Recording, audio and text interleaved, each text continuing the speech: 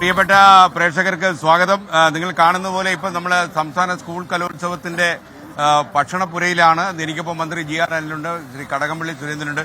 ആദ്യം ഇതിന്റെ ഏറ്റവും വലിയ പ്രത്യേകത ഇത്രയും ആളുകൾക്ക് 30,000-ഓളം ആളുകൾ ഒരു ദിവസം ഭക്ഷണം കഴിക്കുന്ന സ്ഥലമാണ്. ഇതിന്റെ നേതൃത്വം കൊടുക്കുന്ന കടകംപള്ളിയാണ്. അങ്ങനെ ഇതിനെക്കുറിച്ച് ഈ യഥാർത്ഥത്തിൽ ഇത് വലിയ സാഹസികമായ രത്നമാണ്. നിശ്ചയമായിട്ടും യുവജനോത്സവത്തിലെ ഏറ്റവും പ്രയാസമുള്ളൊരു കാര്യം വന്നു ചേരുന്നവർക്കെല്ലാം ഭക്ഷണം കൊടുക്കുക എന്നുള്ളതാണ് എന്നാണ് എനിക്ക് തോന്നുന്നത്. ഏറ്റവും പ്രയാസമുള്ളൊരു കാര്യമാണ്. കാരണം എന്ന് വെച്ചാൽ രാവിലെ 7 മണിക്ക് ആരംഭിക്കുന്ന ഭക്ഷണ വിളമ്പല് അവസാനിക്കുന്നത് രാത്രി 1 മണിക്കൊക്കെയാണ്. അപ്പോൾ ഇവിടെ വരുന്ന ഒരാൾക്ക് പോലും ഭക്ഷണം കൊടുക്കാതെ നമുക്ക് പറഞ്ഞേക്കാൻ സാധിക്കില്ല. കുട്ടികളും രക്ഷിതാക്കളും ഈ അക്കമ്പനി ചെയ്യുന്ന അധ്യാപകരും എന്ന് പറയുന്നത് ഒന്നുകിൽ കുട്ടികളുടെ മത്സരം കഴിയുന്നതുവരെ കാത്തു നിൽക്കുന്നവരായിരിക്കും, അല്ലെങ്കിൽ മത്സരത്തിന് മുമ്പായിട്ട് കുട്ടികൾക്ക് ഭക്ഷണമെല്ലാം കൊടുത്ത് അവരെ വിളിച്ചുകൊണ്ട് പോകാൻ ശ്രമിക്കുന്നവരായിരിക്കും. അപ്പോൾ അതിൻ്റെതായിട്ടുള്ള റിസ്ക് അവരെ സംബന്ധിച്ചുണ്ട്.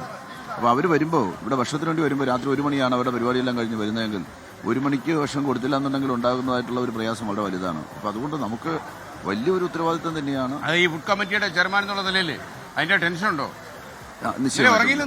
നിശ്ചയമായിട്ടും ടെൻഷൻ ഉണ്ടെന്നുള്ള കാര്യം അല്ല, ഉറക്കമൊക്കെ ഉണ്ട്. കാര്യം ഇത് എന്റെ ഒരു കാര്യമല്ല. ഞാനിത് ആകെ ഗൈഡ് ചെയ്യുന്നു, ലീഡ് ചെയ്യുന്നു എന്നുള്ളത് വെച്ചാൽ ഒരു പറ്റം അധ്യാപകരും പിന്നെ നമ്മുടെ സ്കൂൾ കുട്ടികൾ, NCC കേഡറ്റ്സ്, അതുപോലെ തന്നെ സ്കൗട്ട്സ് ആൻഡ് ഗൈഡ്സ്, പിന്നെ യൂത്തിന്റെ കുറച്ച് പേരുണ്ട്, സ്റ്റുഡൻസ് ഉണ്ട്, പിന്നെ പഴയിടം, താങ്കൾ പറഞ്ഞതുപോലെ പഴയിടവും കൂടെ വരുമ്പോഴത്തേക്ക് അണയ്ക്കാൻ പറ്റില്ല. അത് ആ നിലയിൽ തന്നെ. കാര്യം രാവിലെ 7 മണിക്ക് ഈ പ്രഭാത ഭക്ഷണം ആരംഭിക്കുന്നുണ്ട്. അതൊരു 11 മണിവരെ പ്രഭാത ഭക്ഷണം കൊടുക്കേണ്ടി വരും. 11:30 നമ്മൾ ഉച്ചഭക്ഷണം ആരംഭിക്കുന്നുണ്ട്. അത് ഏതാണ്ട് ഒരു 7 മണിവരെയൊക്കെ നമുക്ക് കൊടുക്കേണ്ടി വരും. 7 മണിയാകുമ്പോഴത്തേക്ക് രാത്രി ഭക്ഷണം ആരംഭിക്കുന്നുണ്ട്. അത് 12 മണി 1 മണി വരെ നമുക്ക് കൊടുക്കേണ്ടി വരും. അപ്പോൾ അതുകൊണ്ട് സ്വാഭാവികമായിട്ടും പഴയിടത്തിന് വിളക്കണക്കാനായിട്ട് പറ്റില്ല. നമ്മളിപ്പോൾ കാണുന്നൊരു കാഴ്ച എന്ന് പറയുന്നത് ആക്ച്വലി ഒരു 17,000-ഓളം വരുന്ന ആളുകൾ ഒരു നേരം ഉച്ച നേരത്തെ ഭക്ഷണം കഴിക്കുന്നു എന്നുള്ളതാണ്. അതൊരു ചെറിയ കാര്യമല്ല. കാര്യം ഒരു 14,000-ഓളം വരുന്ന മത്സരാർത്ഥികളുണ്ട്. പിന്നെ ഇവരെ അക്കമ്പനി ചെയ്ത് വരുന്നതായിട്ടുള്ള അധ്യാപകരുണ്ട്. കുറേ രക്ഷിതാക്കളും വരുന്നുണ്ട്. പിന്നെ കഴിഞ്ഞ കാലത്ത് നിന്ന് വ്യത്യസ്തമായിട്ട് ഇപ്രാവശ്യത്തെ ഭക്ഷണപ്പുരയുടെ ഒരു പ്രത്യേകത എന്ന് പറയുന്നത് ഇത് ഡ്രൈ ആകുന്നില്ല എന്നുള്ളതാണ്. ഒരു സർഗാത്മക വേദി കൂടിയാക്കി ഈ ഭക്ഷണപ്പുര പാട്ട്, നൃത്തം, കവിത, പഴയകാല ഇല്ല എനിക്ക് പാടാൻ അറിയില്ല, പാടിക്കാൻ അറിയാം. ഇല്ല പാടില്ല, അത് വലിയ പ്രയാസമാകും. അപ്പം കഴിക്കാം. അപ്പോൾ നമ്മുടെ ഇദ്ദേഹത്തിന്റെ പ്രത്യേകത ഭക്ഷ്യമന്ത്രിയാണ്. അപ്പോൾ അന്നം കൊടുക്കുന്ന മന്ത്രിയാ അല്ലേ? GR അനിൽ.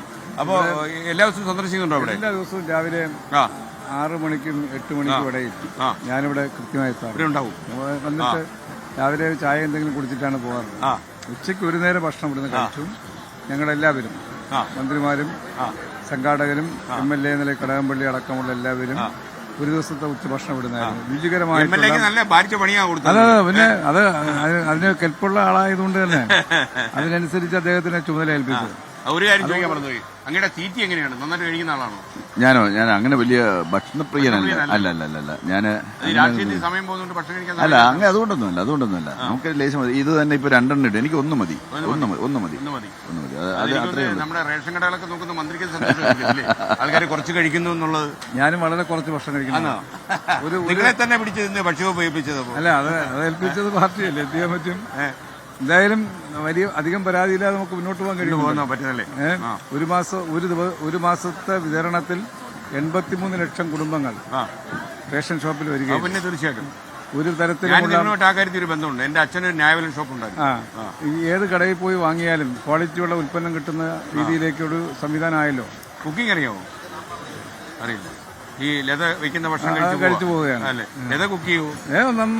നന്നായിട്ട് നല്ല. വീട്ടിൽ തന്നെ ചീത്ത വിളിക്കുന്നുണ്ടാവും. കണ്ടാൽ പറയും. ഓക്കെ.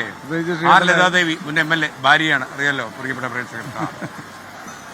മാത്രമല്ല ശ്രീകണ്ഠൻ നായരുമായിട്ട് കുടുംബ ബന്ധമല്ല, ഭയങ്കര ബന്ധം, അടുപ്പ ബന്ധം. എല്ലാ അംഗങ്ങളും വീട്ടിലെല്ലാവരും. മാത്രമല്ല നമ്മുടെ ലതയുടെ ചേച്ചി ഉഷയോട് ഞാൻ എപ്പോഴും കാണുമ്പോൾ പറയായിരുന്നു, ഈ നമ്മുടെ ഈ രാഘവമ്പിളച്ചേട്ടനെയാണ് ഞാൻ നേരിട്ട് കണ്ടല്ലോ, അടിച്ച് ശരിയാക്കളെന്ന് പറഞ്ഞു. ചുമ്മാ ഇങ്ങനെ പറയുമായിരുന്നു തമാശക്ക്. നമ്മുടെ കോളേജിലൊക്കെ ഒന്നിച്ച് പഠിക്കുമ്പോൾ ഒരു ദിവസം ഞാൻ കൊല്ലം റെയിൽവേ സ്റ്റേഷനിൽ വെച്ചിട്ട് ഒരു അച്ഛനും ഉഷയും അച്ഛനോട് നടന്നു വരിക. അപ്പോൾ പറഞ്ഞു, അച്ഛ ഇദ്ദേഹമാണ് അച്ഛനെ ചവിട്ടി കൂട്ടം നടക്കുന്ന ആളെന്ന് പറഞ്ഞു. ഞാൻ ഞെട്ടിപ്പോയി. അദ്ദേഹം അന്ന് ജനയുഗത്തിന്റെ ജനറൽ മാനേജറായിട്ടൊക്കെ ഇരിക്കുന്ന സമയമാണ്. ഞാൻ തകർന്നു പോയി. ഞാൻ പറഞ്ഞു ഞാനതൊക്കെ ഒരു തമാശയ്ക്ക് പറഞ്ഞതാണ്, ഈ ദ്രോഹി ഇതൊക്കെ പറയുമെന്ന് ഞാൻ വിചാരിച്ചില്ല എന്ന് പറഞ്ഞു. അപ്പൊ അതുപോലെ ഐഷ ഉഷ ഇവരൊക്കെ, ഉഷയുടെ ചേച്ചിയാണ്. ഉഷ ഇപ്പൊ വീട്ടിലുണ്ടാവും അല്ലേ? റിട്ടയർമെന്റ് ആഘോഷിക്കുകയല്ലേ? വളരെ ആക്റ്റീവാണ്. ഉഷ ഹായ്, സുഖമായിരിക്കുന്നല്ലോ. അപ്പൊ GR അനിൽ താങ്കൾ കഴിച്ചോളൂ. അപ്പൊ കഴിച്ചാലോ നമുക്ക്?